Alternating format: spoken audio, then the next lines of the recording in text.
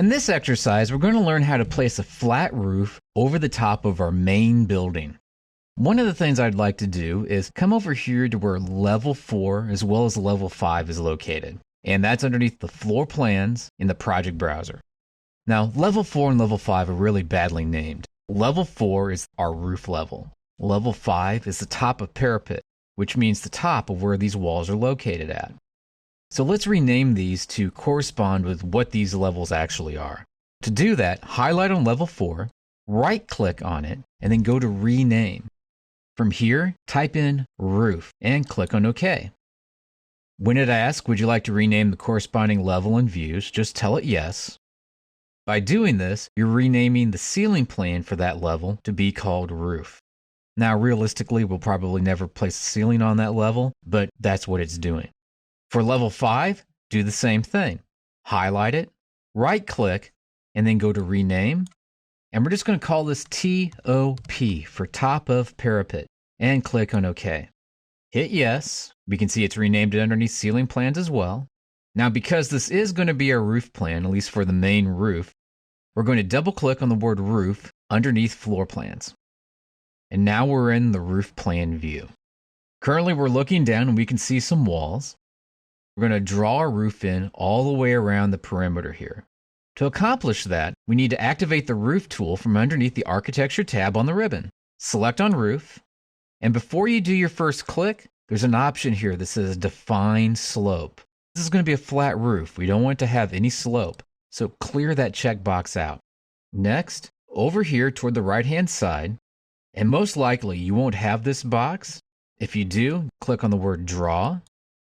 What you probably see is this dialog box right here, in which case you want to select Line off of the list because we're going to draw lines that will indicate where the perimeter of our roof is going to be. Let's start picking points. So I'm going to click once. I'm going to come down to the bottom and click. Come over and click. As much as possible, grabbing the intersections of each of these spots. Coming straight over. I'm going to come over and click. Going right to the inside of this wall. Continuing to click all the way on around until we come back to our original point. After connecting all these points and we have this pink, purple, magenta line going all the way around, this is going to be the perimeter of our roof. And we'll want to click the big green check mark to that. Next, let's take a look at this in a 3D view so we have a better idea as to what just occurred. Here we can see we have the roof. Unfortunately, though, it now has walls coming up through the top of it. Now that's okay with these walls over here, but it's not something I want to have in these different wall conditions here. What we're going to do is we're going to pick each of these walls, and by holding down the Control key on your keyboard, you can highlight each of these interior walls. The next thing we'll want to do is bring these walls down so they're at the underside of this roof. We want to come over to the Attach Top Base tool that shows up here on the ribbon. Select Attach Top Base, move down, and then when the roof itself is highlighted, click on the roof. This will automatically drop the top of those walls down so that they're flush with the bottom of this roof. By going through these steps, and probably the most important step was when we clicked on Roof, clearing the Define Slope checkbox, that meant that we would have a flat roof when we were done. So by going up to Architecture and selecting on Roof, defining the perimeter and where we'd want to place the roof at, and ultimately clicking the big green check mark, you can draw a flat roof in for your building. In this exercise, we're going to add a gable roof to this building over here on the side. Now, a gable roof is the kind of roof you see on many residential buildings today. And that goes from here, will slope up, come to a point, and then slope back down again. To accomplish this, we need to go to a level where we're going to place the roof. In this case, level 2 is probably going to make the most sense for us. So double-click where level 2 is at, then zoom in to the garage area. Once you've zoomed into the garage area, come underneath the Architecture tab and pick the Roof tool. When you activate the Roof tool, we have a couple different things that we should think about. The first thing is underneath Properties here, which type of roof do we want to place over our garage? And you notice that currently it's set as being a generic 12-inch roof. That's pretty thick. So let's pick on the type selector list and see if there's anything else here that makes more sense. Probably the one that does in this case is going to be the wood rafter 8-inch asphalt shingles insulated. Come up here to the edit type, move up here to edit structure, and when you do this, you can see each layer of material that makes up this roof. If you wanted to change any of these layers of materials, you could do that at this time, including the thickness as well as the material involved with it. Now, click on OK. Click on OK. Now we're going to start to draw this roof in. Move over here to Define Slope and put a check mark next to Define Slope.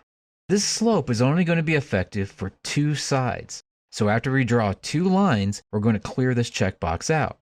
The 2 sides that are going to have a slope will be this side, that's going to slope up, and then this side, because it's going to slope up in this direction. And they're going to meet at a point right down the middle of the building. Also, we're going to have a 2-foot overhang here. Make sure that the Pick Walls tool is selected off of the ribbon, and then highlight over one of the walls. Make sure that the dashed line is on the outside of the wall. If it's on the inside, it's not going to work because it's going to drain the roof directly into your garage. So make sure this dashed line is on the outside, that's the 2-foot overhang, and then click. When you do this, we can see that it's going to start off as being a 9/12 sloped roof. We could have that, but frankly, I don't want anything that's that steep. That's a pretty steep roof. Let's change that to be a 4/12 slope roof, then clicking out in the space to finish that command. Now we're going to do the same thing over on the other side, making sure the dashed line is on the outside of the building, clicking on the dimension, and changing it to a 4-inch. Now this is the important part. Clear defined slope out because we do not want a slope that comes in this direction or in this direction. We just want this to be a triangular pointed gable end. So click on this wall, making sure the dashed line's on the outside, as well as this wall with the dashed line being on the outside. When you've done that, and select on the big green check mark.